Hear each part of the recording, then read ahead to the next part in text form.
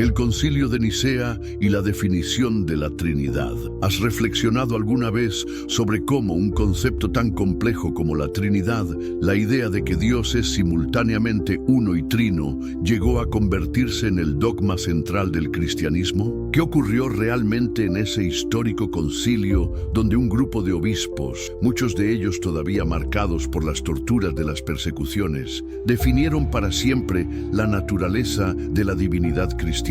Adentrémonos en los detalles de aquellos días cruciales de la primavera del año 325, cuando Nicea, una modesta ciudad a orillas del lago Ascanio, en la actual Turquía, se convirtió en el epicentro de la historia religiosa occidental. El escenario mismo del concilio resultaba impresionante y simbólico. Las sesiones se celebraron en el gran salón del Palacio Imperial, un espacio diseñado para manifestar la majestad y el poder absoluto del emperador. Imagina la escena. Los obispos, muchos de ellos hombres sencillos de provincias remotas que nunca habían contemplado tal esplendor, sentados en bancadas según su rango, rodeados por guardias imperiales con sus relucientes uniformes, mientras el trono dorado del emperador dominaba la sala. La inauguración oficial tuvo lugar el 20 de mayo, con una ceremonia llena de pompa imperial. Cuando todos los obispos estuvieron sentados en silencio expectante, sonaron las trompetas anunciando la entrada del emperador. Constantino, según nos relata Eusebio de Cesarea, quien estuvo presente, apareció como un mensajero de Dios, resplandeciente en su púrpura imperial y adornado con oro y piedras preciosas que brillaban con destellos de fuego. El emperador avanzó con majestuoso paso hasta el centro de la asamblea, donde, tras una señal de los obispos, tomó asiento en un pequeño taburete de oro preparado para él. ¿No resulta sorprendente este contraste? El mismo poder imperial que solo una década antes perseguía a los cristianos hasta la muerte, ahora no solo los protegía, sino que convocaba a sus líderes como consejeros de Estado. ¿Podían los obispos, deslumbrados por tal transformación, mantener su independencia teológica frente a Spinoza? Explica el gran engaño de Nicea. ¿Inventaron a Dios y la Trinidad? Introducción. ¿Alguna vez te has preguntado si lo que crees sobre Dios podría ser una elaborada construcción política? ¿Y si te dijera que uno de los conceptos más fundamentales del cristianismo, la Trinidad, pudo haber sido diseñado en una reunión con motivaciones más políticas que espirituales? Imagina por un momento que estás en el año 325 después de Cristo. El Imperio Romano está en transformación. Constantino, tras años de guerra civil, ha consolidado su poder, pero enfrenta un imperio fragmentado, no solo por divisiones políticas, sino también por disputas religiosas.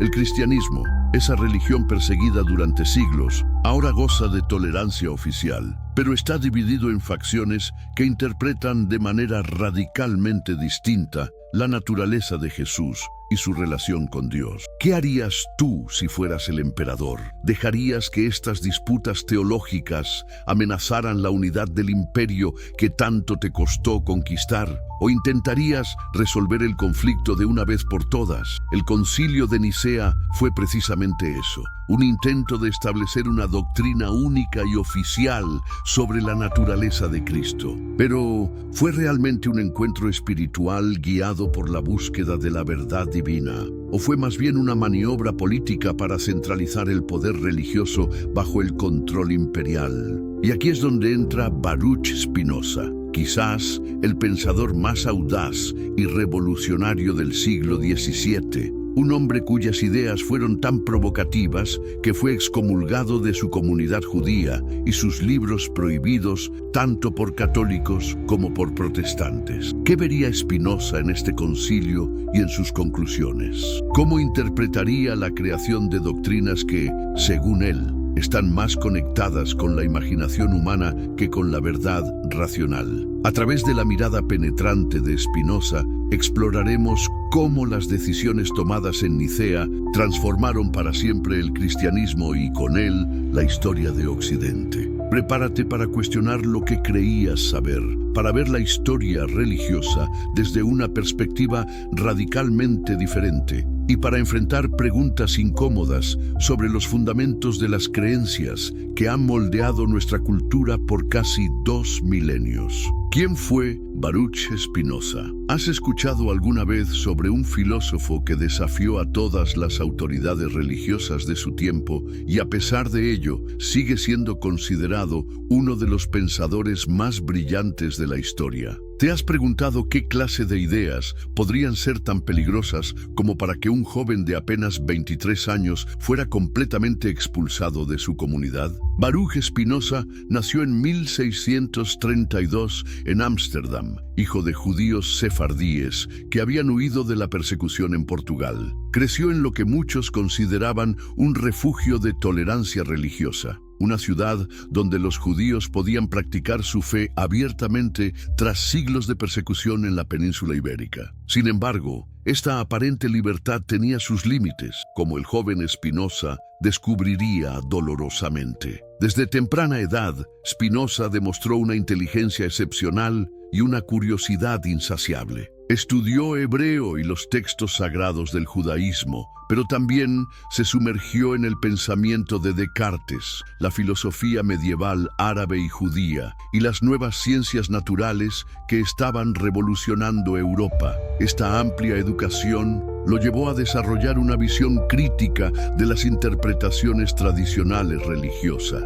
¿Qué vio Spinoza en los textos sagrados que otros no habían visto? ¿Por qué sus interpretaciones resultaron tan amenazadoras para las autoridades religiosas? La respuesta radica en su atrevimiento intelectual. Spinoza comenzó a cuestionar la imagen antropomórfica de Dios presentada en las Escrituras, donde otros veían a un ser personal que premiaba, castigaba e intervenía en los asuntos humanos. Spinoza percibió metáforas y símbolos adaptados a la comprensión limitada de personas sin educación filosófica. El 27 de julio de 1656, la sinagoga portuguesa de Ámsterdam pronunció contra él uno de los jérems, excomuniones, más severos de su historia. El decreto declaraba: maldito sea de día y maldito sea de noche, maldito sea cuando se acueste y maldito sea cuando se levante, maldito sea cuando salga y maldito sea cuando regrese. Se prohibía a todos los miembros de la comunidad comunicarse con él,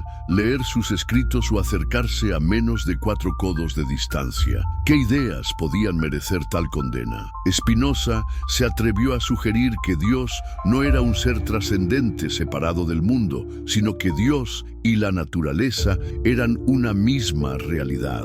Deus sive natura, Dios, o sea, la naturaleza, se convertirá en la expresión que resume su revolucionaria visión metafísica. Para Spinoza, Dios no era un monarca celestial que gobernaba desde arriba, sino la única sustancia que constituye toda la realidad, expresándose a través de infinitos atributos, de los cuales los humanos solo podemos conocer 2, el pensamiento y la extensión. ¿Te das cuenta de lo revolucionario de esta idea? En pleno siglo XVII, cuando las guerras religiosas devastaban Europa, cuando la ortodoxia era vigilada con celo por inquisidores y consistorios, Spinoza propuso una visión de Dios que eliminaba los milagros, la providencia, la libertad divina e incluso la distinción entre creador y creación. No es de extrañar que fuera considerado un ateo, a pesar de que su filosofía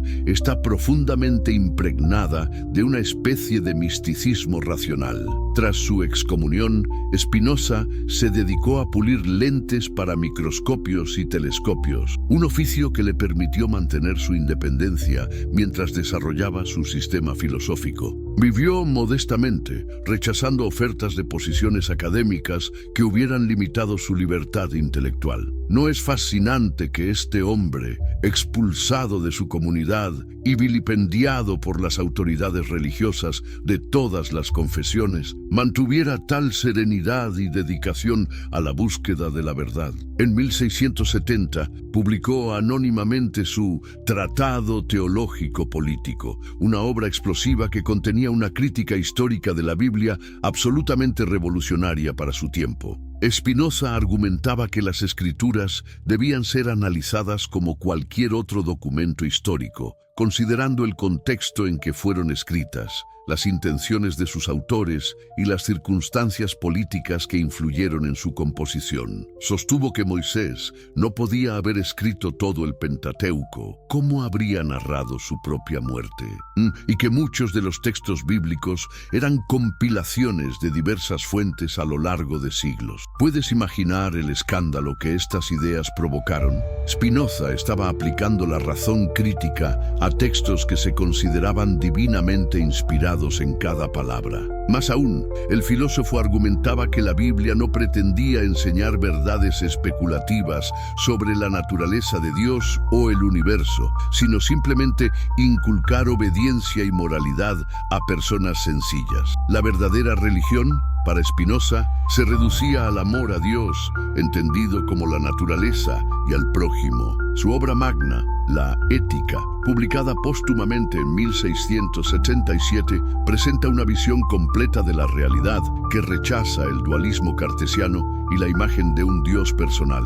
Escrita en estilo geométrico, con definiciones, axiomas y proposiciones al modo de un tratado matemático, La Ética demuestra cómo la sustancia única, Dios, naturaleza, se despliega necesariamente según leyes inmutables. Para Spinoza, la libertad humana no consiste en el libre albedrío, una ilusión nacida de nuestra ignorancia de las causas, sino en comprender la necesidad que gobierna todas las cosas y en liberarnos de la servidumbre de las pasiones mediante el conocimiento.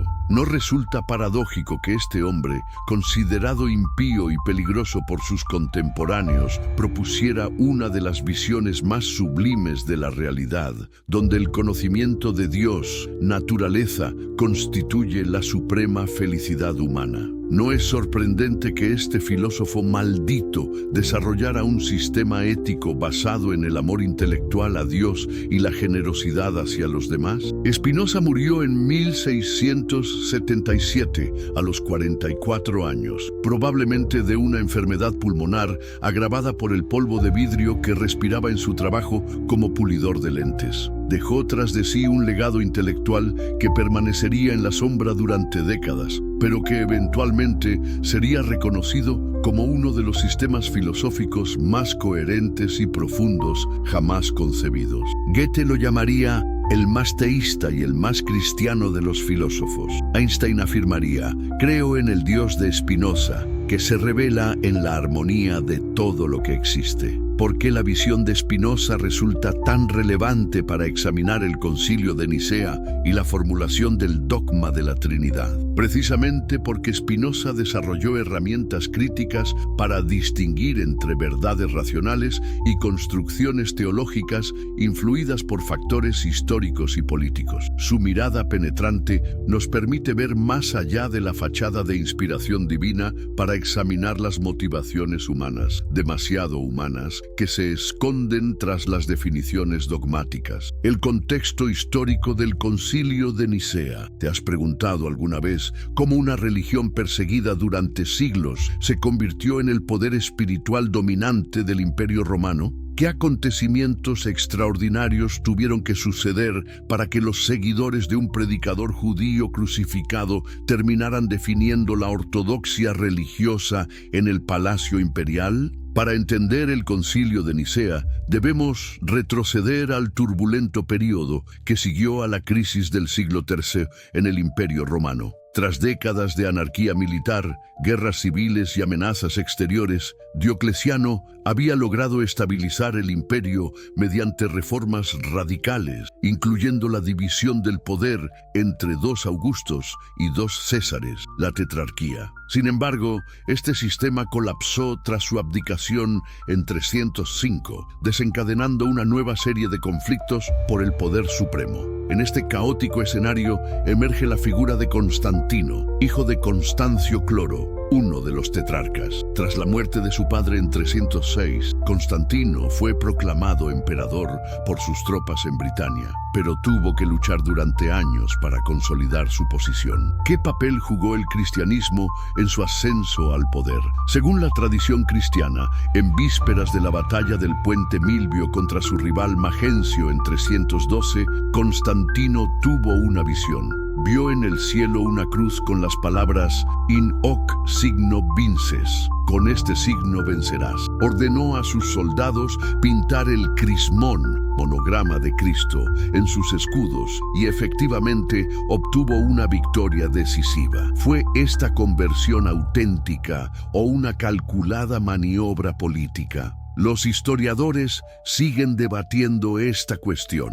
Lo cierto es que Constantino, independientemente de sus convicciones personales, reconoció el potencial del cristianismo como fuerza unificadora en un imperio fragmentado. En 313, junto con su entonces aliado Licinio, promulgó el Edicto de Milán, que establecía la tolerancia religiosa y devolvía los bienes confiscados a las iglesias. Sin embargo, Constantino pronto descubrió que el cristianismo distaba mucho de ser una religión unificada. Tras siglos de desarrollo, sin una autoridad central, existían numerosas interpretaciones teológicas divergentes. Entre estas controversias, ninguna resultaba tan divisiva como la cuestión arriana, que amenazaba con fracturar la Iglesia precisamente cuando el emperador la necesitaba como instrumento de cohesión imperial. ¿En qué consistía exactamente esta controversia que provocó una crisis tan profunda?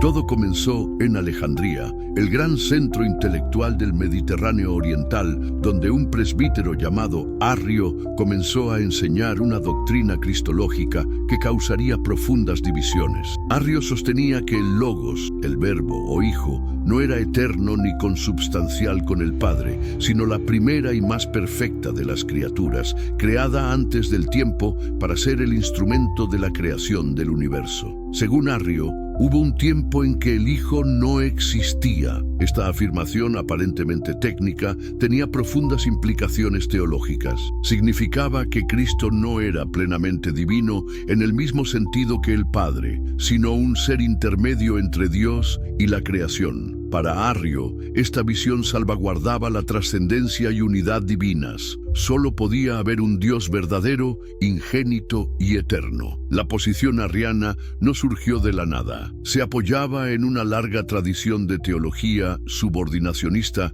que se remontaba a pensadores como Orígenes y que tenía fuerte influencia del neoplatonismo. Además, algunos pasajes bíblicos parecían respaldar esta visión, como cuando Jesús afirma «El Padre es mayor que yo», o cuando se refiere a «mi Dios y vuestro Dios». ¿Por qué esta cuestión teológica, aparentemente abstracta, provocó tal conmoción? Porque tocaba el corazón mismo de la fe cristiana y de la experiencia religiosa de los creyentes. Si Cristo no era plenamente divino, ¿cómo podía su sacrificio tener valor redentor universal? Si era una criatura, aunque excelsa, ¿no sería idolatría adorarlo? Por otro lado, si era plenamente Dios, ¿cómo mantener el monoteísmo heredado del judaísmo? El principal oponente de Arrio fue Alejandro, obispo de Alejandría, y especialmente su brillante diácono y posterior sucesor, Atanasio. Para ellos, la salvación misma estaba en juego. Solo si Cristo era plenamente divino,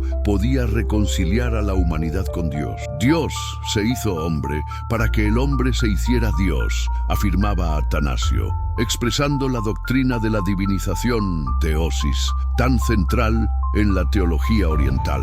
El conflicto rápidamente trascendió los círculos teológicos. Arrio, excomulgado por un sínodo alejandrino en 318, encontró apoyo en influyentes obispos como Eusebio de Nicomedia, primo lejano del emperador, y Eusebio de Cesarea, el gran historiador eclesiástico.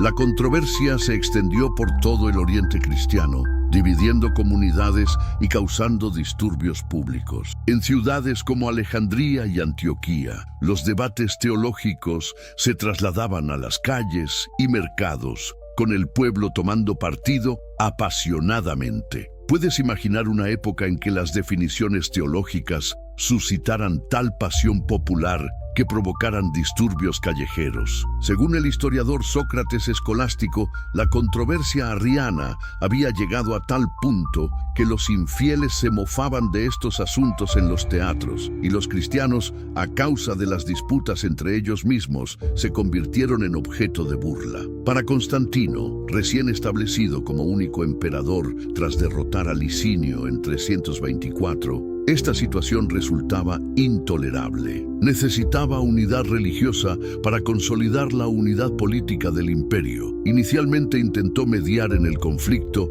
enviando a su consejero, el obispo Osio de Córdoba, con cartas para Alejandro y Arrio, instándoles a reconciliarse. En estas cartas, reveladoramente, el emperador calificaba la disputa de una cuestión ociosa sobre asuntos pequeños e insignificantes. Este intento de conciliación fracasó rotundamente. Constantino comprendió entonces que solo una solución autorizada y definitiva podría resolver la crisis. Así, tomó una decisión sin precedentes: convocar a todos los obispos del imperio a un concilio ecuménico universal en Nicea, ciudad cercana a su capital oriental, Nicomedia. ¿Te has detenido a pensar en lo extraordinario que resultaba esta convocatoria? Por primera vez, un emperador romano, representante de un poder que durante siglos había perseguido a los cristianos, convocaba oficialmente a los líderes de esta religión y se presentaba ante ellos como obispo para los asuntos externos de la Iglesia. El mundo había cambiado de manera fundamental. Los obispos viajaron desde todas las provincias del imperio, principalmente de Oriente. Solo una pequeña delegación representaba a Occidente, incluyendo legados del Papa Silvestre I. Las fuentes antiguas divergen sobre el número exacto, pero la tradición habla de 318 participantes, un número simbólico basado en los 318 sirvientes de Abraham mencionados en Génesis. Estudios modernos sugieren que probablemente asistieron entre 220 y 300 obispos. Muchos de estos prelados portaban en sus cuerpos las marcas de las recientes persecuciones: ojos arrancados, manos mutiladas, tendones cortados. Eran confesores de la fe que habían sufrido por Cristo y ahora, asombrosamente, eran recibidos con honores imperiales.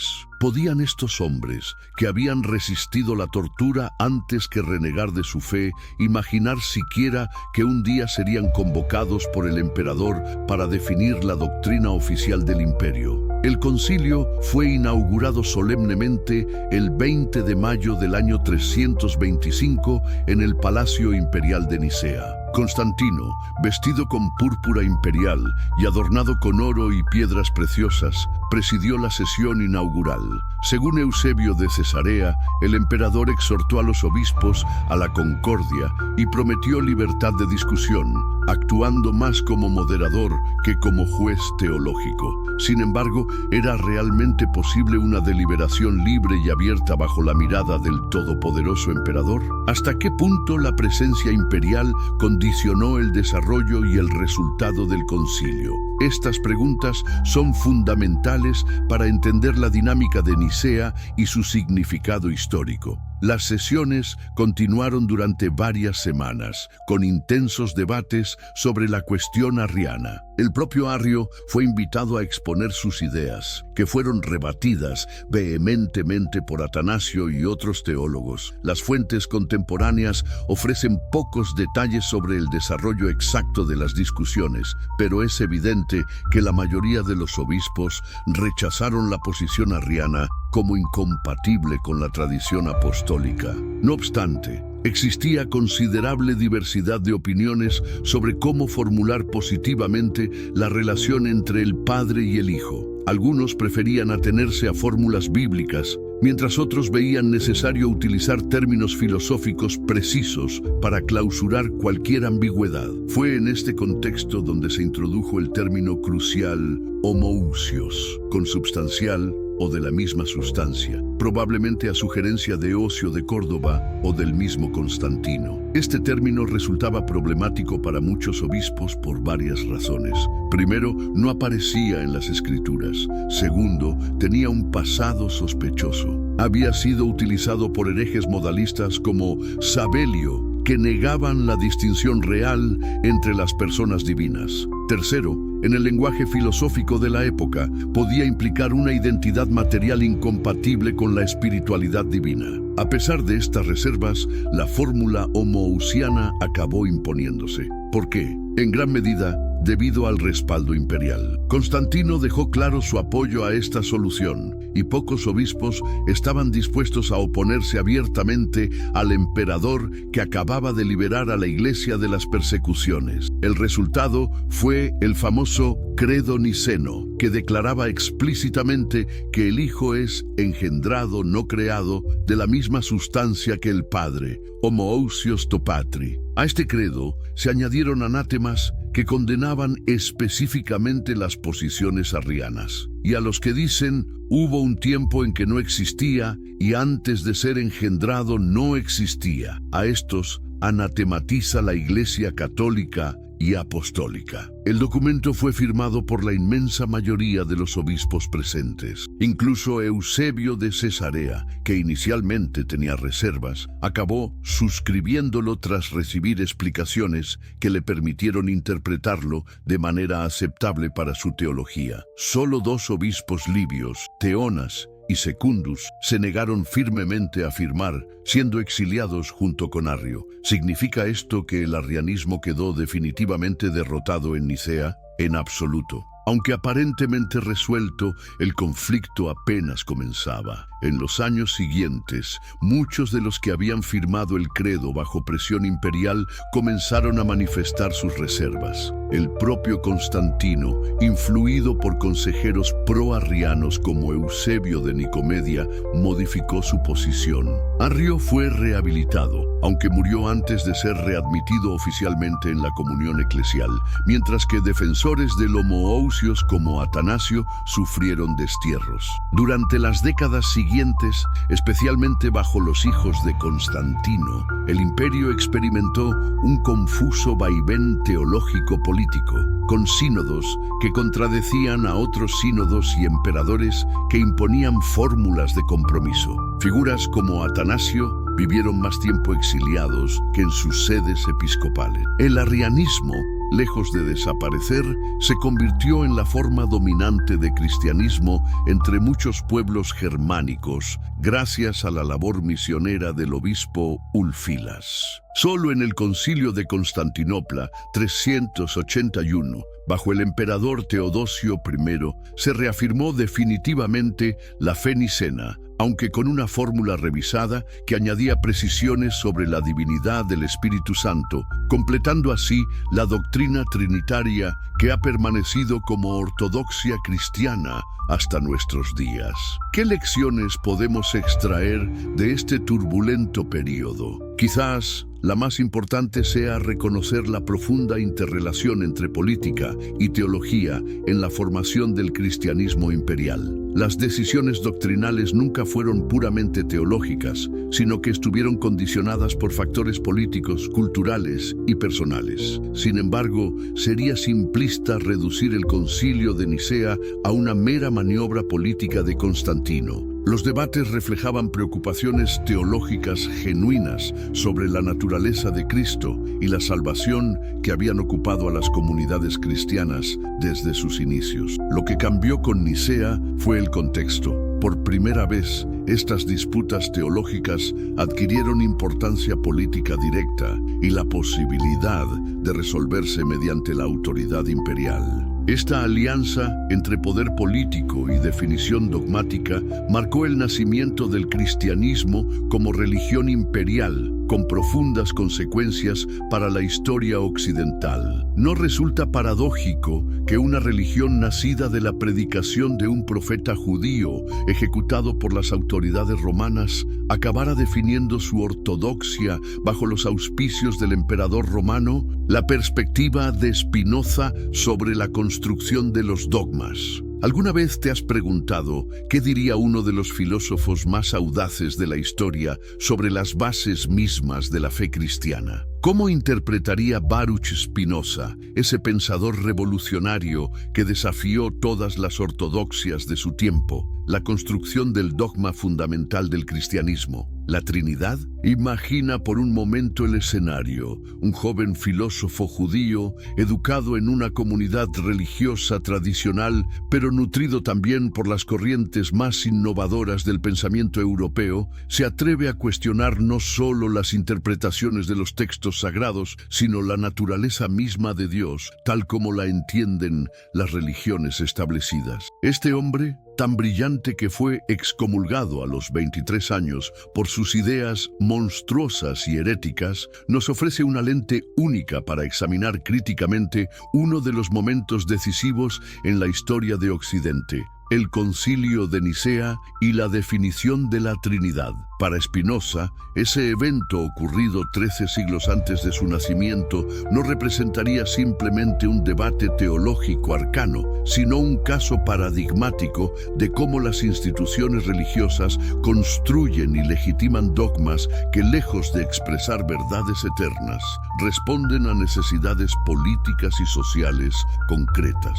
¿No resulta fascinante esta mirada que desmitifica lo que millones consideran revelación divina? ¿Qué podemos aprender de este enfoque que ve en las doctrinas religiosas no mensajes celestiales, sino creaciones humanas profundamente condicionadas por su contexto histórico? La crítica a la antropomorfización de Dios. Para comprender cómo contemplaría Spinoza la doctrina de la Trinidad, debemos primero entender su revolucionaria concepción de la divinidad. Deus sive natura, Dios, o sea, la naturaleza, es quizás la expresión más célebre y provocadora de su filosofía. Para Spinoza, Dios no es un ser personal situado fuera del universo, que lo crea y gobierna según su voluntad. No es una entidad antropomórfica con cualidades humanas magnificadas hasta el infinito. No piensa, no decide, no se enfada, no premia ni castiga. Dios es, sencillamente, la única sustancia que existe, la totalidad de la realidad expresándose a través de infinitos atributos, de los cuales los humanos solo podemos conocer dos: el pensamiento y la extensión, materialidad. ¿Cómo interpretaría entonces Spinoza la idea de un Dios dividido en tres personas, Padre, Hijo y Espíritu Santo, cada una plenamente divina, pero distintas entre sí? Para él, esta concepción representaría el ejemplo perfecto de lo que critica en el Tratado Teológico Político y en la Ética, la tendencia humana a proyectar características antropomórficas sobre la realidad última. Los hombres, escribe Spinoza, suponen comúnmente que todas las cosas de la naturaleza actúan, como ellos mismos, por un fin, e incluso tienen por cierto que Dios mismo dirige todas las cosas hacia un fin determinado, pues dicen que Dios ha hecho todas las cosas para el hombre y ha hecho al hombre para que le rinda culto. Esta proyección antropomórfica es precisamente lo que subyace al concepto de Trinidad, la idea de un Dios que engendra a un Hijo,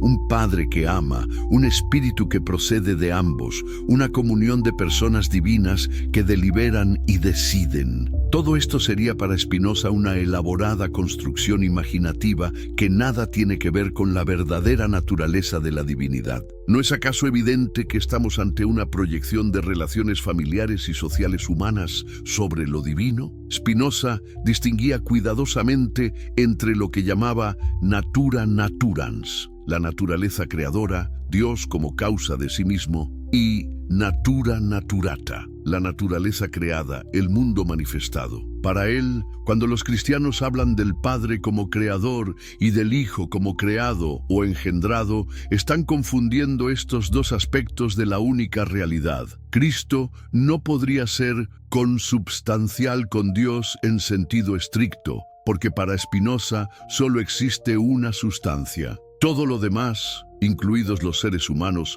por extraordinarios que sean, son modos o expresiones de esa sustancia única, no entidades separadas que comparten su misma esencia. ¿No resulta revelador que un concepto tan central para el cristianismo como la Trinidad parezca incoherente cuando se examina desde una metafísica rigurosa como la spinoziana? ¿No sugiere esto que quizás estamos ante una construcción teológica que responde más a necesidades históricas y políticas que a una comprensión racional de la divinidad? Religión como producto social para Spinoza, las religiones organizadas y sus dogmas no son depósitos de verdades eternas reveladas por Dios, sino productos sociales que emergen y evolucionan en respuesta a circunstancias históricas concretas. Esta perspectiva, revolucionaria en el siglo XVII y todavía provocadora hoy, nos ofrece un marco interpretativo potente para analizar el desarrollo del dogma trinitario. En el Tratado Teológico Político, Spinoza aplica un método histórico crítico para examinar las escrituras y las instituciones religiosas. Argumenta que Moisés no escribió la mayor parte del Pentateuco, que muchos textos bíblicos son compilaciones de diversas fuentes editadas a lo largo de siglos, y que los profetas no poseían conocimientos sobrenaturales, sino simplemente una imaginación moral excepcional. No deberíamos aplicar la misma mirada crítica a la formación de la doctrina de la Trinidad en el siglo IV. Desde una perspectiva spinoziana, el Concilio de Nicea y su famosa definición cristológica aparecen como respuestas a necesidades políticas y sociales concretas, no como revelaciones divinas. El cristianismo primitivo se había desarrollado durante 3 siglos en un entorno hostil, como un movimiento marginal y perseguido. Cuando Constantino lo elevó al estatus de religión favorecida del imperio, surgió la necesidad urgente de definir una ortodoxia clara y unificada que pudiera servir como instrumento de cohesión imperial. ¿No resulta significativo que la definición oficial de la relación entre Dios Padre y Cristo coincidiera precisamente con este momento de transición del cristianismo, de religión perseguida a religión imperial? ¿No es revelador que fuera el emperador mismo quien convocara el concilio, presidiera sus sesiones inaugurales y prácticamente impusiera el término homoousios, consubstancial, que tantas reservas suscitaba entre muchos obispos? Spinoza nos invitaría a ver el Concilio de Nicea no como un momento de iluminación teológica, sino como un proceso eminentemente político en el que diversos factores, las ambiciones de Constantino, las rivalidades entre sedes episcopales, las tensiones entre tradiciones teológicas orientales y occidentales, la necesidad de definir una identidad cristiana frente a judíos y paganos, convergieron para reproducir una definición dogmática que serviría para legitimar el nuevo orden político-religioso. ¿Significa esto que la doctrina trinitaria sea completamente arbitraria o meramente política? No necesariamente. El análisis spinoziano reconocería que las formulaciones teológicas, aunque condicionadas por factores sociales e históricos, también responden a necesidades espirituales genuinas y a intentos sinceros de articular experiencias religiosas. Los cristianos primitivos experimentaban una relación con Dios a través de Cristo y sentían la presencia del Espíritu en sus comunidades. La doctrina de la Trinidad intentaba dar sentido intelectual a estas experiencias. Sin embargo, para Spinoza, el problema surge cuando estos intentos de articulación, siempre provisionales y contextuales, se convierten en dogmas absolutos, supuestamente revelados por Dios mismo e impuestos mediante la autoridad eclesiástica respaldada por el poder político. ¿No es precisamente esto lo que ocurrió tras Nicea, cuando los emperadores cristianos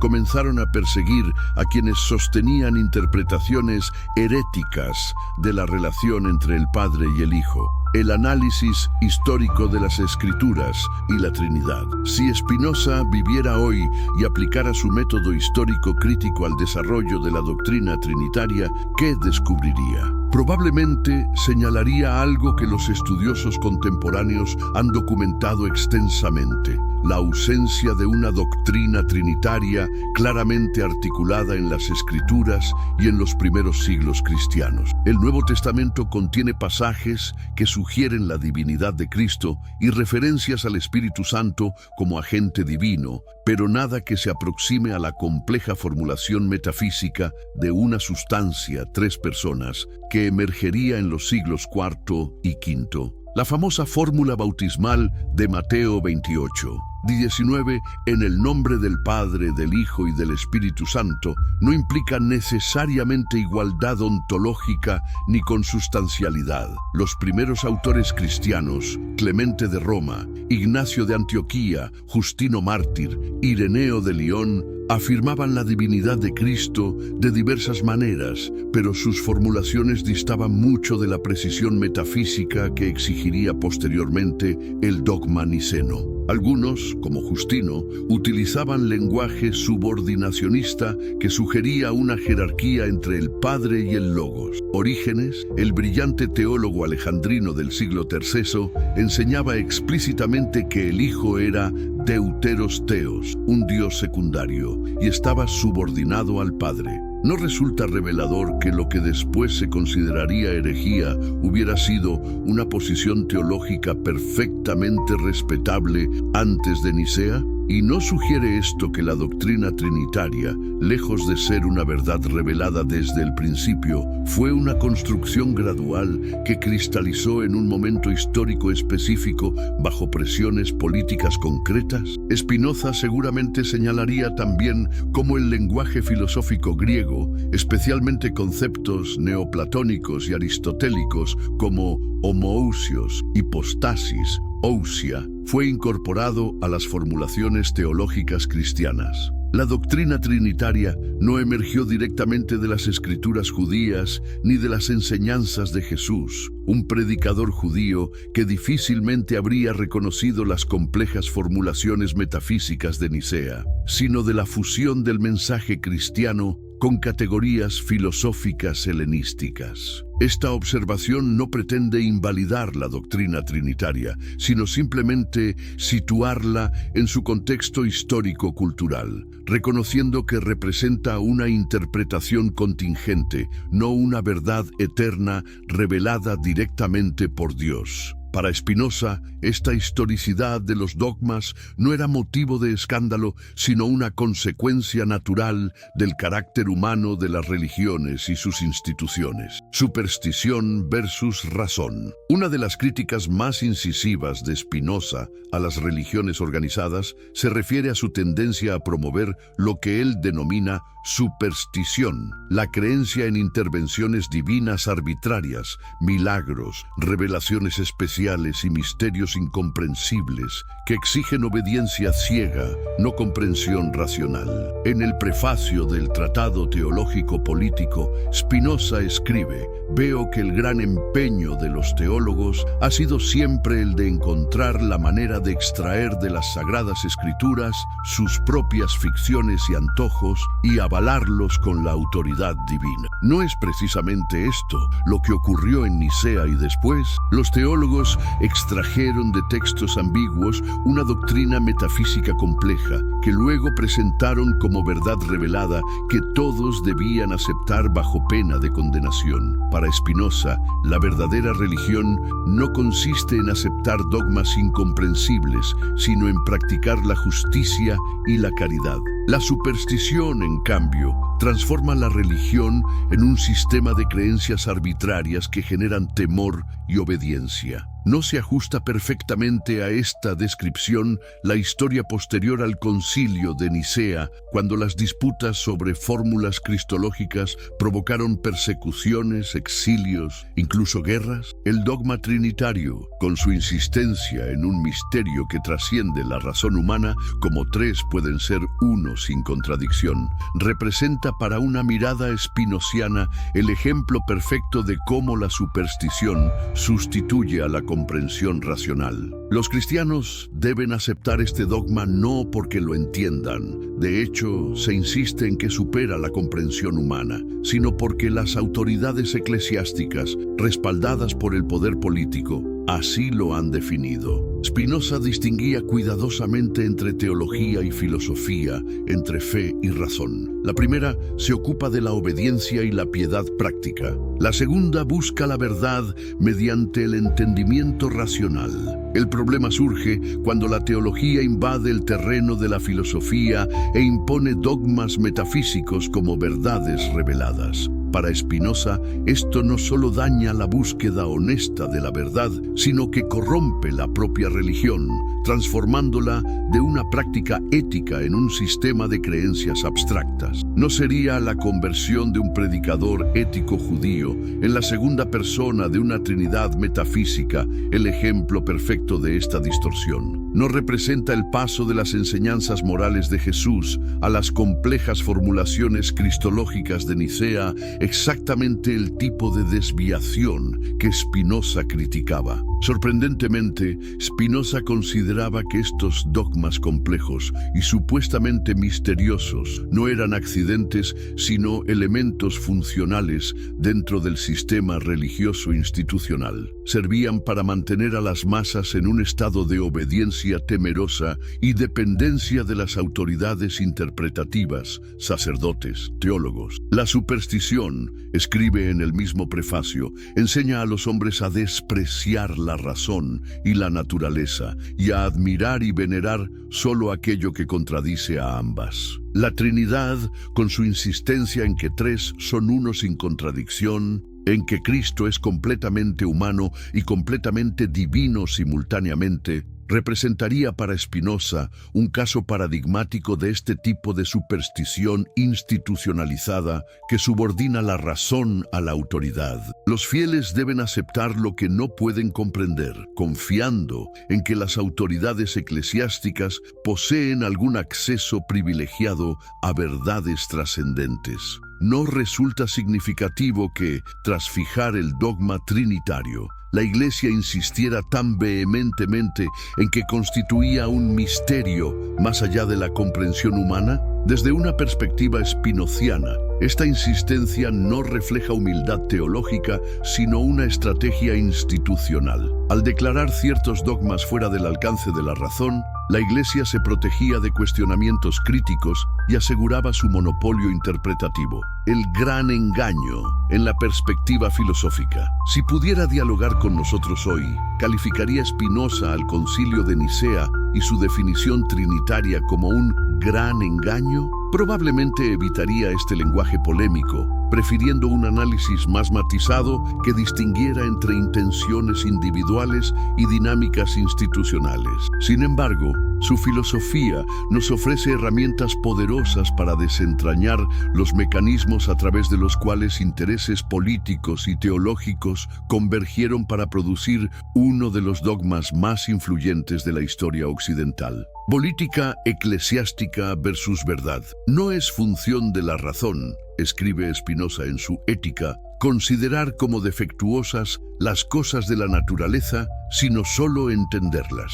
Esta actitud científica, que busca comprender en vez de juzgar, podemos aplicarla también al análisis del desarrollo de los dogmas cristianos. No se trata de denunciar el Concilio de Nicea como un fraude deliberado, sino de entender cómo intereses políticos y preocupaciones teológicas genuinas se entrelazaron en un proceso histórico concreto. Desde esta perspectiva analítica, resulta innegable que consideraciones políticas, no exclusivamente filosóficas o espirituales, jugaron un papel determinante en Nicea. El emperador Constantino, recién convertido en único gobernante del imperio tras derrotar a Licinio, necesitaba urgentemente unidad religiosa para consolidar la unidad política. Las disputas cristológicas, especialmente la controversia arriana, amenazaban con fracturar la Iglesia precisamente cuando el emperador deseaba utilizarla como instrumento de cohesión imperial. ¿No es revelador que Constantino inicialmente calificara la disputa entre Arrio y Alejandro como una cuestión verdaderamente insignificante y que pareciera más preocupado por la unidad que por la precisión teológica? Las fuentes históricas sugieren que el emperador no comprendía plenamente los matices teológicos del debate.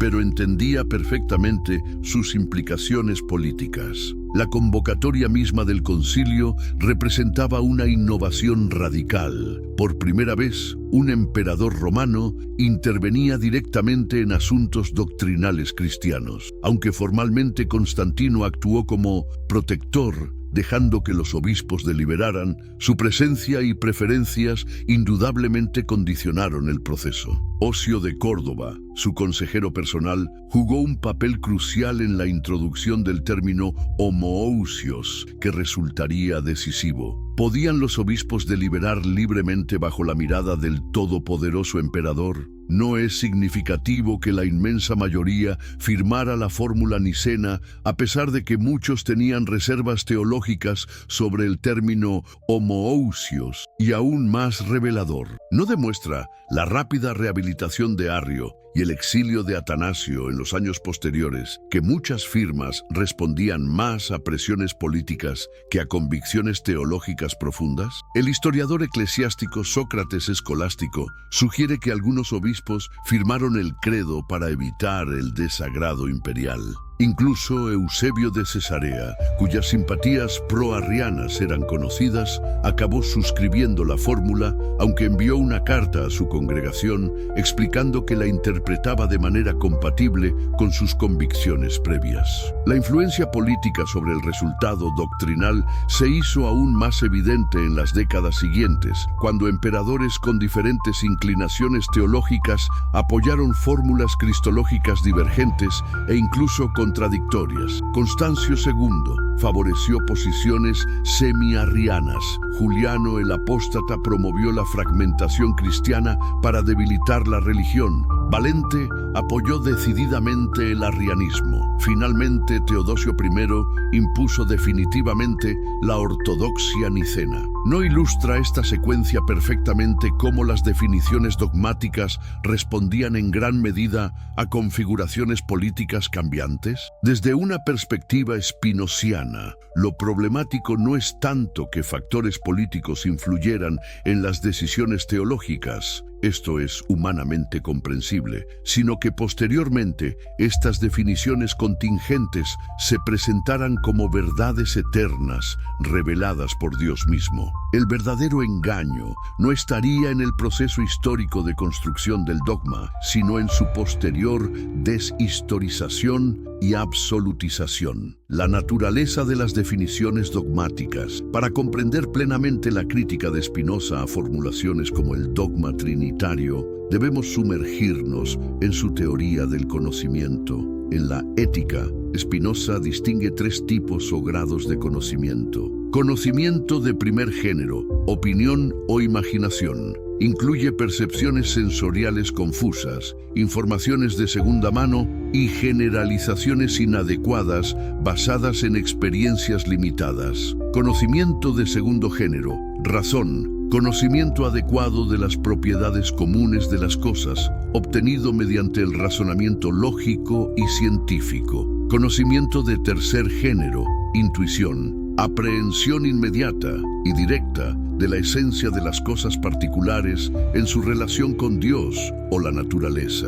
¿Dónde ubicaría Spinoza el dogma de la Trinidad en esta clasificación? Claramente, en el primer género, el de la imaginación. ¿Por qué? Porque implica antropomorfizar a Dios, atribuyéndole características personales, paternidad, filiación. Utiliza metáforas humanas para describir relaciones intradivinas y construye un modelo conceptual que no puede derivarse ni de la experiencia sensorial directa, ni del razonamiento lógico riguroso. Para Spinoza, las ideas del primer género no son necesariamente falsas, pero son inadecuadas. No captan la realidad tal como es, sino que la representan de manera parcial, confusa o distorsionada. Representan más cómo somos afectados por las cosas que la naturaleza objetiva de las cosas mismas. El dogma trinitario sería, desde esta perspectiva, una idea inadecuada. No representa la naturaleza real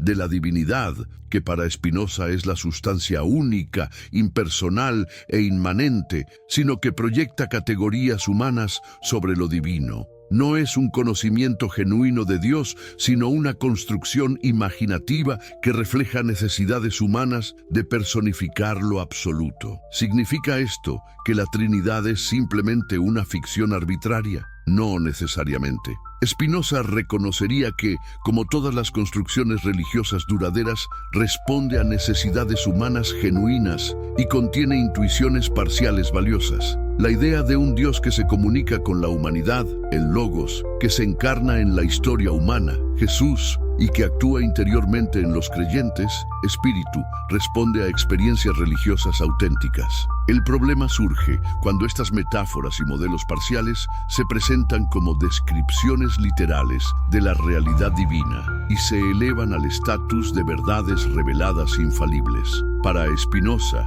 comprender a Dios o la naturaleza requiere trascender las imágenes antropomórficas y alcanzar una comprensión racional y geométrica de la realidad como sistema de causas y efectos necesarios. No resulta significativo que Spinoza escribiera su ética al modo geométrico, con definiciones, axiomas y proposiciones, mientras que el dogma trinitario se expresa en imágenes metafóricas, Padre, Hijo, Espíritu, que resisten cualquier formalización lógica rigurosa. Esta diferencia metodológica refleja precisamente la distinción entre conocimiento inadecuado, imaginativo, y adecuado, racional.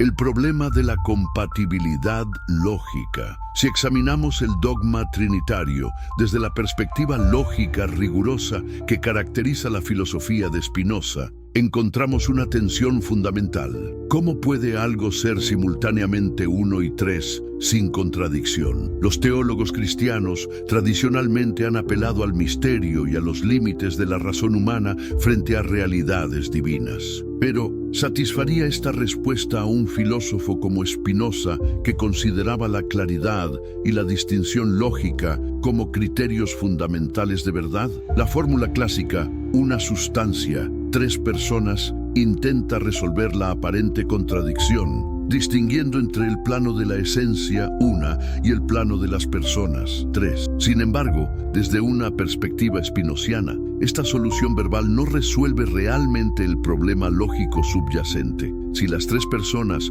son realmente distintas y cada una es plenamente Dios, entonces tenemos tres dioses, no uno, triteísmo. Si insistimos en que hay un solo Dios, entonces las personas parecen reducirse a modos o manifestaciones de la única divinidad, modalismo. La teología cristiana tradicional rechaza tanto el triteísmo como el modalismo, insistiendo en una vía media que afirma simultáneamente la unidad de esencia y la trinidad de personas. Pero, ¿es esta posición intermedia lógicamente coherente o simplemente yuxtapone afirmaciones contradictorias declarándolas misterio? Para Spinoza, quien definía a Dios como un ser absolutamente infinito, esto es, una sustancia que consta de infinitos atributos, cada uno de los cuales expresa una esencia eterna e infinita, la idea de dividir a Dios en personas resultaría metafísicamente incoherente. En su sistema, Dios es indivisible por definición. Los atributos divinos, como pensamiento y extensión, no son partes de Dios, sino aspectos a través de los cuales aprendemos la única sustancia. Las personas trinitarias, en cambio, se conciben como entidades realmente distintas que mantienen relaciones entre sí. El Padre engendra al Hijo, el Espíritu procede de ambos. ¿No sería la Trinidad, desde esta perspectiva, un intento de dividir lo indivisible, de introducir multiplicidad en lo que es metafísicamente simple? Para Spinoza, la verdadera comprensión de Dios implica reconocer su unidad absoluta y necesaria, no postular distinciones personales dentro de la divinidad. Los teólogos cristianos podrían responder que la Trinidad no divide realmente a Dios, puesto que la distinción es de personas, no de sustancia. Pero aquí enfrentamos otro problema. ¿Qué significa exactamente persona en este contexto? El término latino persona originalmente denotaba una máscara teatral o un rol social, no un sujeto autoconsciente en el sentido moderno. Son las personas trinitarias, individuos separados con conciencias distintas. Si es así, ¿cómo pueden ser un solo Dios? Si no lo son, ¿en qué sentido son realmente personas? Spinoza probablemente vería en estas dificultades lógicas una confirmación de que estamos ante una construcción imaginativa del primer género de conocimiento, no ante una comprensión racional de la divinidad. La Trinidad, con sus paradojas y contradicciones aparentes, ilustraría perfectamente cómo las imágenes antropomórficas de Dios generan confusiones filosóficas insolubles. Imaginación versus intelecto. En la epistemología spinociana, la imaginación no es simplemente fantasía o invención arbitraria. Es un tipo de conocimiento real, pero inadecuado, que capta aspectos parciales de la realidad mezclados con elementos subjetivos. Las imágenes y narraciones religiosas tradicionales pertenecen a este ámbito. Reflejan experiencias humanas genuinas, pero las expresan en un lenguaje antropomórfico que distorsiona la naturaleza de la realidad. Para Spinoza, la religión popular y sus dogmas operan principalmente en este registro imaginativo. Los hombres no saben nada de la naturaleza de Dios, escribe en el apéndice a la parte primo de la Ética, pero lo imaginan a la manera del hombre, y en la misma medida en que ignoran la causa de las cosas, las atribuyen a la voluntad de Dios. ¿No es precisamente esto lo que ocurre con la doctrina de la Trinidad? Los cristianos experimentan genuinamente a Dios como creador trascendente, Padre, como presencia inmanente en la historia humana a través de Jesús, Hijo, y como fuerza interior transformadora en sus vidas, Espíritu. Estas experiencias reales se traducen en un lenguaje mitológico y metafórico que personifica aspectos de la divinidad y construye relaciones imaginarias entre ellos. Generación, procesión. El problema no está en las experiencias religiosas subyacentes, sino en la confusión entre el registro imaginativo y el racional. Cuando estas metáforas y personificaciones se presentan como verdades metafísicas literales, cuando se declaran dogmas que todos deben aceptar bajo pena de condenación, se produce una usurpación del ámbito racional por parte de la imaginación. Spinoza creía que la verdadera comprensión de Dios, naturaleza, solo podía alcanzarse a través del intelecto, mediante un conocimiento racional y geométrico de las leyes necesarias que gobiernan la realidad. Dios actúa según las leyes de su naturaleza únicamente, sin ser coaccionado por nadie, escribe en la proposición 17 de la parte primo de la Ética. Este Dios spinociano no decide crear el mundo, como el Padre Trinitario, ni se encarna voluntariamente para salvar a la humanidad, como el Hijo, ni interviene inspirando a los creyentes, como el Espíritu. Simplemente se expresa necesariamente a través de infinitos atributos siguiendo leyes inmutables. Spinoza y la liberación intelectual. ¿Te has preguntado alguna vez cómo sería vivir en un mundo donde pensar libremente no fuera considerado un crimen? ¿Imaginas una sociedad donde la búsqueda de la verdad no estuviera limitada por dogmas establecidos hace siglos?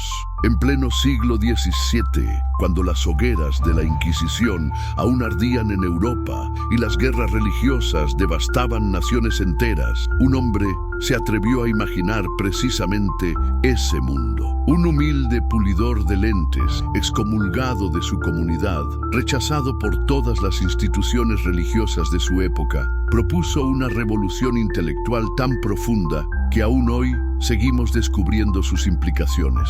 Baruch Spinoza no solo cuestionó los dogmas establecidos como la Trinidad, propuso un camino completamente diferente hacia lo que podríamos llamar una verdadera conexión con lo divino. ¿En qué consistía esta alternativa revolucionaria que tanto aterrorizó a las autoridades religiosas de su tiempo? La búsqueda de la beatitud intelectual, para Spinoza, la suprema felicidad humana, lo que él llamaba la beatitud, no provenía de la obediencia ciega a dogmas incomprensibles formulados en concilios eclesiásticos. ¿De dónde surgía entonces? De la comprensión racional del universo y de nuestro lugar en él. Mientras la Iglesia posterior a Nicea exigía la aceptación de misterios como la Trinidad, declarando herejes a quienes los cuestionaban, Spinoza proponía un camino radicalmente diferente: el conocimiento como forma suprema de espiritualidad. El alma humana posee un conocimiento adecuado de la esencia eterna e infinita de Dios, afirmaba Spinoza en su Ética. ¿No resulta revolucionario este planteamiento? En lugar de presentar a Dios como un misterio incomprensible que debemos aceptar por fe, Spinoza sostenía que podemos conocer a Dios, entendido como la naturaleza en su totalidad, mediante nuestro intelecto. Esta visión suponía una inversión completa del paradigma religioso dominante desde Nicea. Si los padres nicenos habían declarado la naturaleza de Cristo como un misterio que trascendía la razón humana, Spinoza afirmaba que no hay nada en la realidad que sea inherentemente incomprensible para nosotros. Las aparentes contradicciones y misterios no son atributos de la realidad misma, sino síntomas de nuestro conocimiento inadecuado. ¿Recuerdas cuando en la escuela nos enseñaban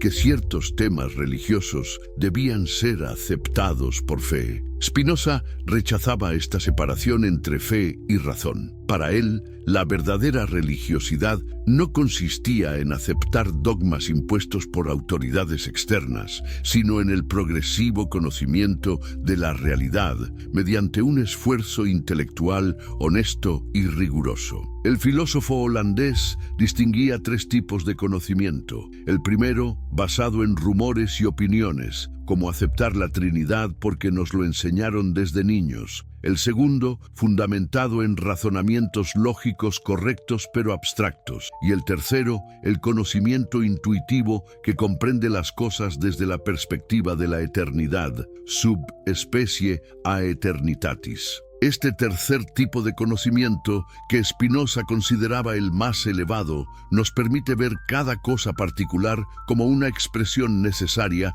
de la única sustancia infinita, Dios o la naturaleza. ¿No resulta fascinante que, mientras los teólogos postnicenos multiplicaban las distinciones y sutilezas para hacer comprensible la Trinidad, Spinoza propusiera una radical simplificación metafísica: Deus sive natura, Dios, o sea, la naturaleza, una única sustancia con infinitos atributos de los cuales conocemos solamente dos: el pensamiento y la extensión. Para Spinoza, este conocimiento no era meramente teórico, sino profundamente transformador.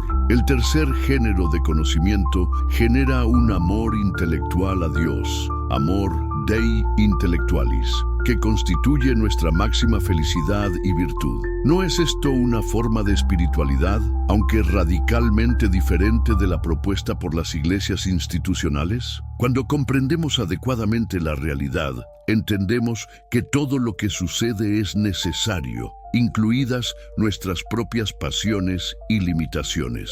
Esta comprensión nos libera del dominio de las emociones negativas. Dejamos de odiar lo que nos daña cuando entendemos que no podía ser de otro modo. ¿No es esta forma de aceptación ilustrada mucho más liberadora que la mera sumisión a dogmas incomprensibles? La beatitud no es el premio de la virtud, sino la virtud misma, escribió Spinoza, expresando una de las ideas más profundas de toda la filosofía. Para él, la suprema felicidad no es algo que recibimos como recompensa por nuestras buenas acciones o por nuestra correcta creencia, como sostenían las iglesias cristianas, sino que consiste precisamente en comprender la realidad y actuar en consonancia con ese conocimiento. Mientras la mayoría de filósofos y teólogos de su tiempo situaban la virtud en la obediencia a mandamientos divinos externos, Spinoza la ubicaba en el desarrollo de nuestra potencia de actuar y comprender. ¿No transforma esto radicalmente nuestra concepción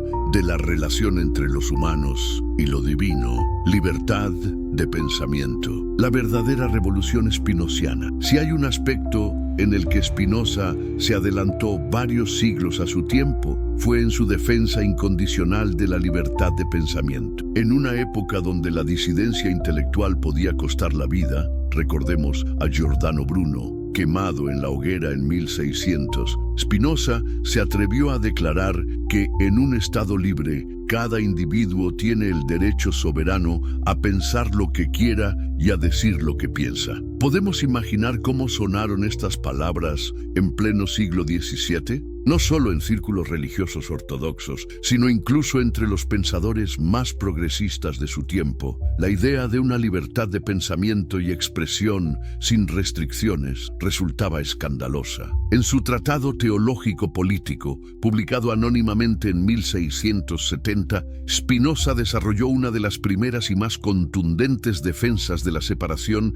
entre teología y filosofía, entre religión y Estado. Para él, esta separación no era meramente conveniente, sino absolutamente necesaria para la paz social y el progreso del conocimiento. El fin del Estado no es convertir a los hombres de seres racionales en bestias o autómatas, sino, por el contrario, hacer que su mente y su cuerpo desarrollen con seguridad sus funciones, que ellos usen su razón libre, que no se enfrenten unos a otros con odio, ira o engaño y que no se ataquen mutuamente, escribió Spinoza. ¿No resuena esta visión con nuestras sociedades democráticas contemporáneas, construidas precisamente sobre la base de la tolerancia y la libertad de conciencia? Para Spinoza, la libertad de filosofar no era una concesión del poder político, sino un derecho natural, inalienable, que ninguna autoridad podía suprimir legítimamente.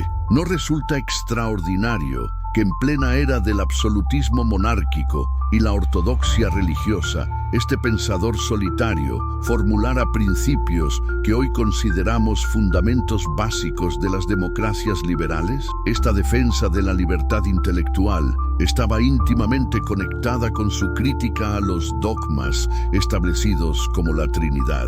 Para Spinoza, estos dogmas no solo eran conceptualmente problemáticos, como veremos, sino que su imposición autoritaria constituía un ataque directo contra la dignidad humana y la búsqueda honesta de la verdad. ¿Puede una doctrina verdadera necesitar la amenaza de la persecución para ser aceptada? Spinoza pensaba que no. Una doctrina que no pueda soportar el examen de la razón no merece ser creída. Habría respondido a quienes defendían la ortodoxia nicena mediante la autoridad eclesiástica y estatal.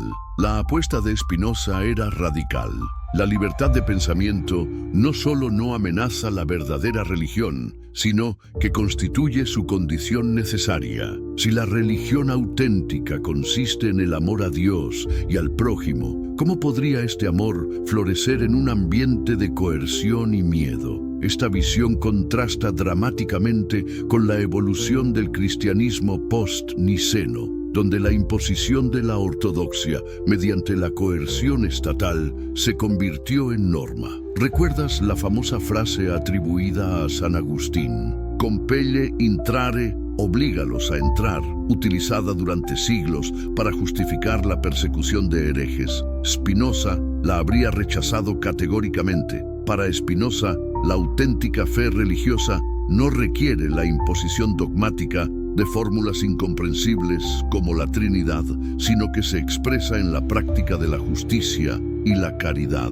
Una persona que ama a su prójimo cumple la ley divina, independientemente de sus opiniones teológicas sobre la naturaleza del Padre, del Hijo y del Espíritu Santo. Para ser fiel, no es necesario creer ciertos dogmas, sino realizar obras justas, afirmaba Spinoza, desafiando siglos de ortodoxia cristiana que había hecho de la correcta creencia, ortodoxia, la condición para la salvación. ¿No supone esto una radical reinterpretación del mensaje cristiano, más cercana quizás al judaísmo que a las formulaciones paulinas y nicenas? La libertad intelectual que propugnaba Spinoza no era libertinaje ni relativismo. Por el contrario, estaba orientada hacia la búsqueda de verdades universales accesibles a la razón humana. La diferencia fundamental es que estas verdades no debían ser impuestas por autoridad externa, sino descubiertas mediante el libre uso de nuestras facultades racionales. ¿Puede existir una espiritualidad auténtica sin libertad? Para Spinoza, la respuesta era claramente negativa. La imposición de dogmas como el trinitario no solo no favorece la verdadera religiosidad, sino que la obstaculiza al impedir el libre desarrollo de nuestras capacidades cognitivas. La crítica a la autoridad religiosa. Los milagros y la ignorancia se han tomado como equivalentes, escribió Spinoza en una de sus afirmaciones más provocativas. Con estas palabras, dirigía una crítica demoledora al fundamento mismo de la autoridad religiosa tradicional, la apelación a lo sobrenatural como fuente de legitimidad. ¿Qué implicaba esta crítica para instituciones como la Iglesia postnicena, que fundamentaban su autoridad en la revelación divina y en la infalibilidad en materia doctrinal? Simplemente les quitaba cualquier pretensión de acceso privilegiado a la verdad. Para Spinoza, la verdad no necesita credenciales de autoridad, se sostiene por sí misma ante la razón. En este sentido, ninguna institución religiosa, ni siquiera un concilio ecuménico como el de Nicea, podía reclamar legítimamente el derecho a determinar lo que debemos creer. La autoridad de los papas de Roma, escribió Spinoza, es la que más peso tiene entre las masas y la que más aterra a los monarcas. ¿No resulta extraordinariamente valiente esta crítica abierta al poder eclesiástico en una época donde la heterodoxia podía costar la vida? La crítica spinoziana a la autoridad religiosa se fundamentaba en su revolucionaria interpretación de las Escrituras. Para Spinoza, la Biblia no contenía verdades especulativas sobre la naturaleza divina, como las que pretendía establecer el credo niceno, sino enseñanzas morales prácticas. El método correcto para interpretar la Escritura, sostenía, no difiere del método de interpretar la naturaleza, sino que concuerda plenamente con él. Con esta afirmación, Spinoza democratizaba radicalmente el acceso a los textos sagrados. Si la interpretación bíblica debía seguir los mismos principios que la interpretación de cualquier otro texto o fenómeno natural, entonces no requería ninguna autoridad especial. ¿Qué pensaría Spinoza de la pretensión de los padres nicenos de haber definido infaliblemente la naturaleza divina? Probablemente vería en ella un ejemplo paradigmático de lo que llamaba el primer género de conocimiento, la imaginación y la opinión. Para Spinoza, las definiciones teológicas emanadas de concilios como el de Nicea no expresaban verdades eternas, sino las opiniones y necesidades políticas de su época. Los teólogos han tratado de explicar las Escrituras de tal forma que parezcan estar en total contradicción con la razón humana, lamentaba Spinoza. ¿No es precisamente esta la sensación que pueden producir doctrinas como la Trinidad, cuando se presentan como misterios que debemos aceptar aunque contradigan nuestro entendimiento natural? Para Spinoza, cualquier autoridad religiosa que exigiera la sumisión del intelecto a dogmas incomprensibles estaba actuando ilegítimamente, usurpando el derecho inalienable de cada persona a buscar la verdad mediante su propia razón. Esta crítica radical se extendía incluso a la autoridad profética y apostólica. Para Spinoza, los profetas bíblicos no poseían conocimientos especulativos superiores, sino solo una imaginación más vívida y un sentido moral más agudo. Sus revelaciones, adaptadas a la comprensión popular, no debían tomarse como descripciones literales de la realidad divina. Las profecías o revelaciones, escribió,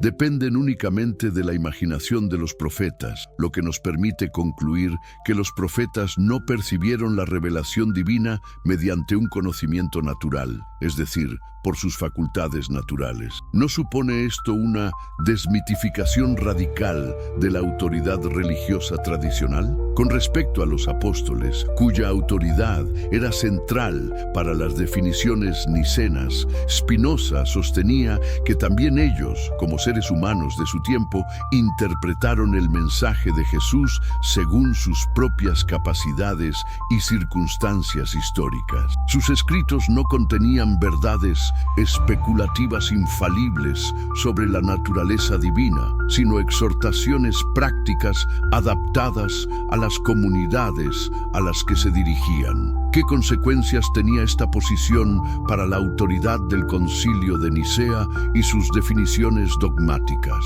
Simplemente les quitaba cualquier pretensión de verdad absoluta y las situaba en su contexto histórico como expresiones de determinadas necesidades político-religiosas. Para Spinoza, la verdadera autoridad no residía en instituciones externas que imponen creencias, sino en la capacidad racional inherente a cada ser humano. La sumisión a dogmas incomprensibles no era una virtud, sino una abdicación de nuestra más preciosa facultad, la razón. Quien procura regular todo por la razón, escribió, no es mirado por la gente como un loco, sino más bien como algo sobrehumano. Esta crítica a la autoridad religiosa tradicional no significaba, sin embargo, un rechazo total de la religión. Por el contrario, Spinoza distinguía cuidadosamente entre la religión verdadera, basada en la práctica de la justicia y la caridad, y las supersticiones teológicas que confundían la piedad con la aceptación de dogmas, una espiritualidad racional, más allá de los dogmas nicenos. ¿Es posible una espiritualidad profunda que no esté basada en dogmas como la Trinidad? Podemos conectar con lo divino a través de la razón y no mediante la fe en misterios incomprensibles. Estas preguntas, radicales incluso en nuestros días, constituían el núcleo de la propuesta religiosa de Spinoza. Para el filósofo holandés, la verdadera religiosidad no consistía en la sumisión a credos establecidos, sino en un progresivo conocimiento intelectual y amor de Dios, entendido como la naturaleza en su totalidad. Esta concepción chocaba frontalmente con la tradición cristiana posnicena, que había hecho de la aceptación de misterios como la Trinidad la piedra angular de la ortodoxia. El supremo bien es el conocimiento de la unión que la mente tiene con toda la naturaleza, escribió Spinoza en su Tratado de la Reforma del Entendimiento. ¿No es esta una forma de espiritualidad, aunque radicalmente diferente de la propuesta por las iglesias institucionales? La espiritualidad spinociana es profundamente contemplativa. Consiste en ver las cosas particulares no como entidades aisladas, sino como expresiones necesarias de la única sustancia divina. Cuando comprendemos que todo lo que existe es una manifestación de Dios, naturaleza, experimentamos lo que Spinoza llamaba amor intelectual a Dios, la forma más elevada de felicidad humana. Este amor intelectual a Dios se distingue radicalmente de la devoción convencional en que no está dirigido a un ser personal externo y trascendente, como el Dios trinitario del cristianismo, sino a la totalidad de la naturaleza de la que formamos parte. ¿No resulta esta visión sorprendentemente cercana a algunas formas de espiritualidad oriental como el taoísmo o el Advaita Vedanta? Quien conoce verdaderamente a Dios no puede amarlo, afirmaba provocativamente Spinoza, refiriéndose a que el auténtico conocimiento de Dios, naturaleza, trasciende la relación emocional típica entre un devoto y una deidad personal.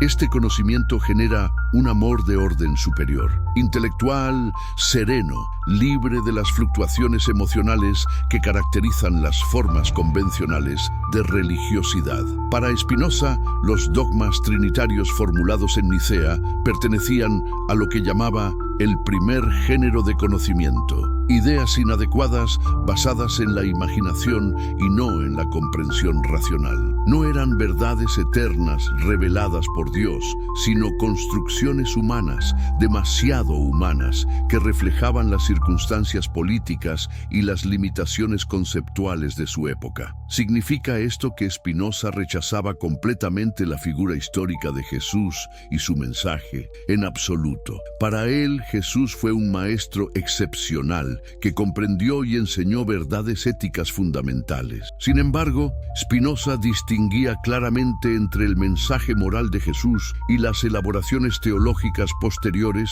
como la doctrina trinitaria. Cristo fue enviado para enseñar no tanto las leyes particulares de su nación como la ley universal, escribió Spinoza, sugiriendo que el núcleo del mensaje de Jesús no eran doctrinas metafísicas como la Trinidad, sino principios éticos universales accesibles a la razón humana. La espiritualidad spinoziana es profundamente transformadora a nivel personal. Cuando comprendemos nuestra pertenencia a la totalidad de la naturaleza, experimentamos una liberación de las pasiones negativas como el odio, la envidia o el miedo. Esta liberación no es el resultado de reprimir nuestras emociones en nombre de dogmas religiosos, sino de comprenderlas adecuadamente como efectos necesarios de causas naturales. No reír, no llorar, no detestar, sino comprender,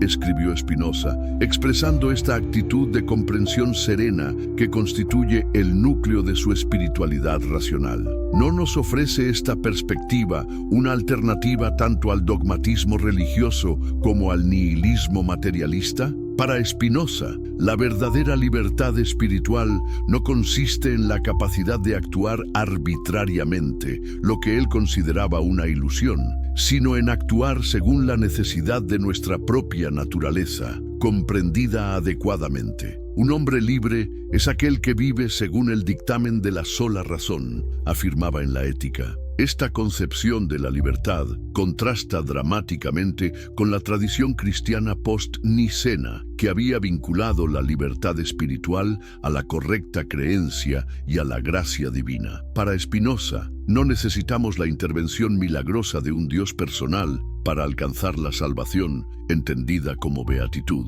Solo necesitamos desarrollar nuestro conocimiento racional de la realidad. ¿No resulta esta propuesta extraordinariamente actual en un mundo donde muchos buscan formas de espiritualidad más allá de los dogmas tradicionales? Spinoza nos ofrece una vía que no nos obliga a elegir entre la razón y la espiritualidad, sino que integra ambas en una visión coherente de la realidad. La felicidad no es el premio de la virtud, sino la virtud misma, escribió Spinoza, sugiriendo que la recompensa de una vida dirigida por la razón no es algo externo que recibimos después, como la salvación eterna prometida por las iglesias, sino la plenitud que experimentamos en el mismo acto de comprender y amar la totalidad de la que formamos parte. Relevancia contemporánea. Nicea y Spinoza hoy. ¿Puede un concilio celebrado hace 1700 años y un filósofo que vivió hace casi 400 tener relevancia para nuestros debates actuales sobre religión, política y sociedad? La sorprendente respuesta es que tanto el concilio de Nicea como la filosofía de Spinoza continúan proyectando su influencia sobre nuestro presente de maneras que apenas comenzamos a comprender plenamente.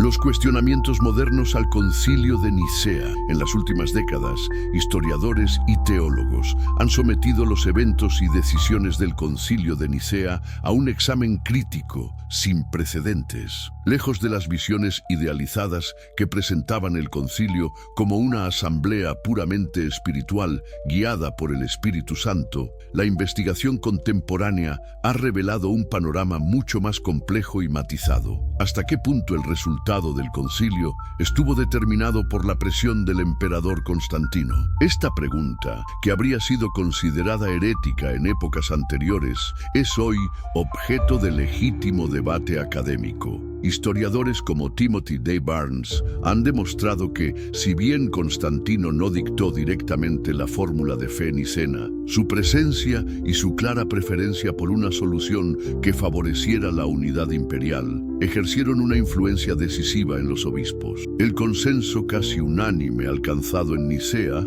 escribe Barnes, debe atribuirse más al deseo de complacer al emperador que a una genuina convergencia teológica. No resulta esta perspectiva extraordinariamente cercana a la crítica que habría formulado Spinoza sobre la mezcla de política y religión en la definición de dogmas. Otros historiadores como Luis Ayres y Khaled Anatolios han ofrecido interpretaciones más matizadas, reconociendo la influencia imperial, pero subrayando también la continuidad de la fórmula nicena con tradiciones teológicas anteriores. Sin embargo, incluso estos académicos más moderados admiten que el concilio no puede entenderse fuera de su contexto político. ¿Qué pensarían los padres nicenos si pudieran observar los debates histórico-críticos contemporáneos sobre su asamblea? Probablemente se sorprenderían ante la libertad con que hoy cuestionamos no solo los motivos políticos del concilio, sino la coherencia conceptual misma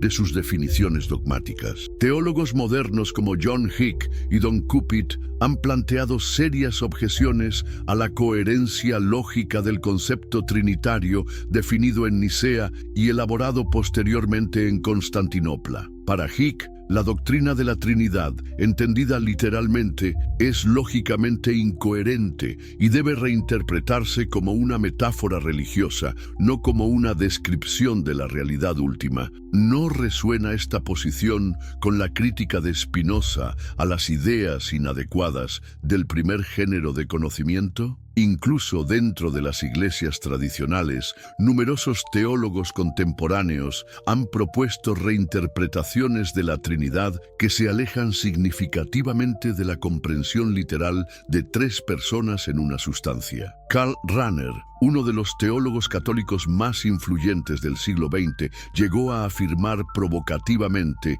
que si la doctrina de la Trinidad fuera eliminada como falsa, la mayor parte de la literatura religiosa podría permanecer prácticamente sin cambios. Elizabeth Johnson y Catherine Mowry Lacugna han desarrollado interpretaciones feministas de la Trinidad que enfatizan las relaciones y la comunidad más que las definiciones ontológicas abstractas. Para estas teólogas, la relevancia de la Trinidad no está en su formulación metafísica nicena, sino en su potencial para articular una visión de Dios como comunidad perfecta de amor. ¿No se acerca esta interpretación a la crítica spinociana de los dogmas abstractos en favor de principios éticos prácticos? Por otra parte, el estudio histórico-crítico de los orígenes del cristianismo ha revelado la extraordinaria diversidad de cristologías en los primeros siglos, muchas de las cuales fueron